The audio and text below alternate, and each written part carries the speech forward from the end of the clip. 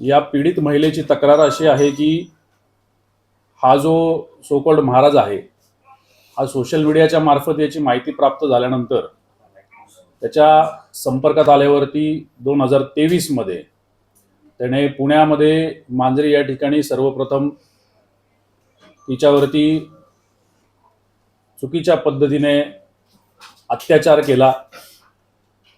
तदनंतर मानसिकदृष्ट्या तिला वेगवेगळ्या पद्धतीने ब्लॅकमेल करून टॉर्चर करून तिच्या तो संपर्कात राहिला। वेगवेगळी आश्वासनं दिली गेली, वेगवेगळ्या पद्धतीच्या गोष्टी सांगण्यात आल्या आणि त्यानंतर पुन्हा एकदा वसई या ठिकाणी 2025 मध्ये पुन्हा याच सगळ्या बाबींचा गैरफायदा घेत तिच्यावरती अत्याचार करण्यात आला। या सगळ्या प्रकरणाबाबत ज्यावेळी खरोखर जाणीव झाली की अशा प्रकारच्या गोष्टी घडलेल्या आहेत त्यावेळी ही पीडित महिला ही वसईमधील पोलीस स्टेशन येथे पोहोचली आणि तिने या सगळ्या घटनेबाबत त्या ठिकाणी तक्रार नोंदवली। सदर गुन्हा हा 0 नंबरने तिथे दाखल आहे आणि तो पुणे शहर या ठिकाणी ट्रान्सफर करून पुणे शहरच्या हडपसर पोलीस स्टेशनला दाखल करण्यात आलेला आहे। आरोपी ऋषिकेश वैद्य हा तक्रारदाराच्या म्हणण्याप्रमाणे आणि मिळालेल्या आणि प्राप्त झालेल्या माहितीच्या प्रमाणे हा एक स्वयंघोषित महाराज असल्याचं भासवतो आणि त्यानंतर लोकांचा विश्वास संपादन करून त्यांच्याबरोबर अशा प्रकारच्या चुकीच्या गोष्टी करतो। याचा शोध घेतला जात आहे। जवळपास 4 टीम्स याचा शोध घेत आहेत। आताही आपण बोलत असताना काही टीम्स याचा माग काढत इतर जिल्ह्यांमध्ये त्याचा शोध घेत आहेत।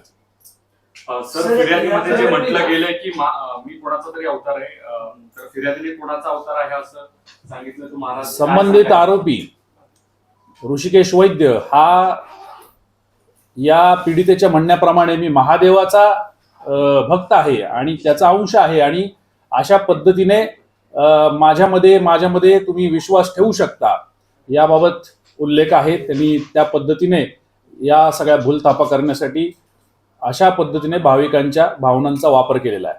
सर, हे दोघं जुने मित्र मैत्रिणी होते असं काही त्याला हे आहे किंवा यांचा कॉन्टॅक्ट नेमका कसा झाला याबाबत अधिक तपास चालू आहे, त्याच्यामुळे तपासाअंती याबाबत बोलणं योग्य राहील।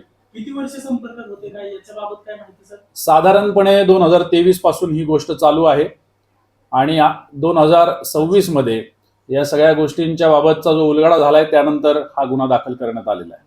सर, अंधश्रद्धेचे काही गुन्हे दाखल करणार आहेत त्याचे, कारण की महादेवाचा अवतार आहे अशा प्रकारे फसवणूक केली। निश्चित कायद्याच्या ज्या काही तरतुदी आहेत त्या सगळ्या तरतुदींचा वापर करून याच्यामध्ये गुन्हा दाखल होईल।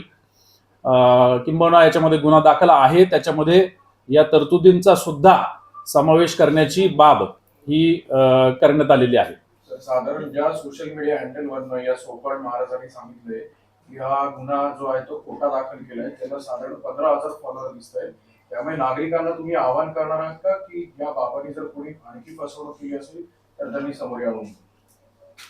मी निश्चितच सगळ्या नागरिकांना आवाहन करेल की तुमच्या सगळ्यांची श्रद्धा आहे, भावना आहेत आणि त्याचा गैरवापर करून कोणी जर अशी भोंदूगिरी करत असेल तर तुम्ही तात्काळ पुढे यायचंय। मग ते वसई या ठिकाणी पोलिसांची मदत घेणं असेल, मीरा भाईंदर असू द्या, पुणे शहर असू द्या, नवी मुंबई असू द्या, कुठलंही ठिकाण असू द्या, जिथं कुठं तुम्हाला अशा पद्धतीच्या गोष्टींची आता देखील जाणीव झाली असेल तरी सुद्धा तुम्हाला सगळ्यांना विनंती तसंच आव्हान आहे की तुम्ही लवकरात लवकर पोलिसांपर्यंत पोहोचायचंय जेणेकरून पुढील इतर अनिष्ट गोष्टी टळू शकतील। या प्रकरणात काही आर्थिक देवाणघेवाण प्रायमफेसी आढळतंय? प्राथमिक दृष्ट्या या सगळ्या गोष्टींचा तपास चालू आहे।